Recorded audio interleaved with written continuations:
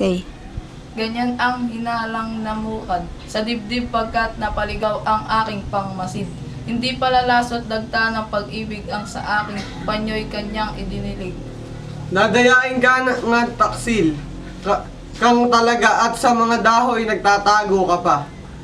Kung ako'y dinayat ikaw ang tatawa sa taglay kong bulo nilason na kita. Pagkat ikay taksil sa aking sigampupot, siya'y bulaklak ko sa tabi ng bakod. Bulaklak nga siya ako'y kanyang uod. Tigil na bubuyog, tigil na paru-paro. Inyo nang wakasan iyang pagtatalo. Yamang di malan ang may-ari nito. Kampupot na iya'y paghatian ninyo. Kapag hahatiin ng aking bulaklak, sakay paru-paro'y ibigay na ang lahat. Ibig ko pang ako'y magtiis sa hirap, kaya ang talulot niya ang malagas. Kung hahatiin ko'y ayoko rin naman pagkat pati ako'y kusang mamamatay. Kabiyak na kampupot, aanhin ko yan o buo wala, ngunit akin lamang. Maging si Solomon kilabot sa dunong. Dito'y masisira sa gawang paghatol. Kapwa nagnanasa, kapwa naghahabol. Ngunit kung hati kapwa tumututol, ipahintulot kong sa mutyang narito, na siyang kampupot sabihin kung sino. Kung sino ang kanyang binigyan ng oo, o kung si bubuyog o kung si paru-paro.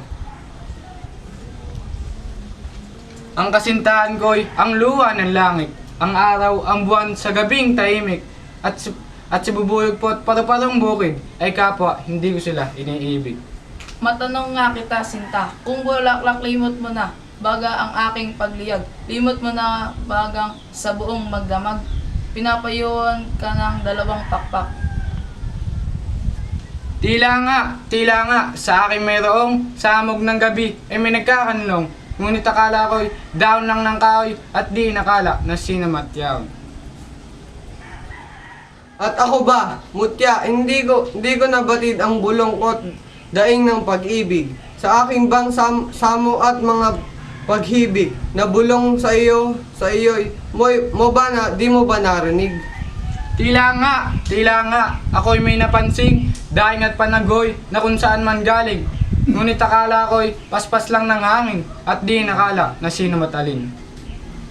Sa minsay ligaya'y tali ang kasunod, makapitong lumbay o hanggang matapos. Dito natunayan yaong kawikaan na ang paglililoy nasa kagandahan. Ang isang sangla na iwan sa akin ay di magnanakaw Magpapahanggang ng libing. Ang hatol ko'y ito sa dalawang hibang, na baliw ang hindi kinababaliwan. Yamang ang panahon, inyong sinayang, kaya't nararapat na maparusahan. Ikaw ay tumula ngayon, paru-paro. Pagbalik mo at ang pasalubong sa babaeng lilo. Bubuyog, tulain mo ito ang hatol ko. Pagkatapos, sang-ayon sa aking inilagdang hatol, ay ikaw bubuyog, tumula ngayon. Ang iyong tulain ay ang pasalubong ng kabuhayan mong tigib na linggatong. Minamahal namin sinisintang bayan, sa ngayon tapos na itong balagtasan. At kung ibig niyong sila'y hatulan na ninyo pagdating ng bahay. 1, 2, 3. Wow.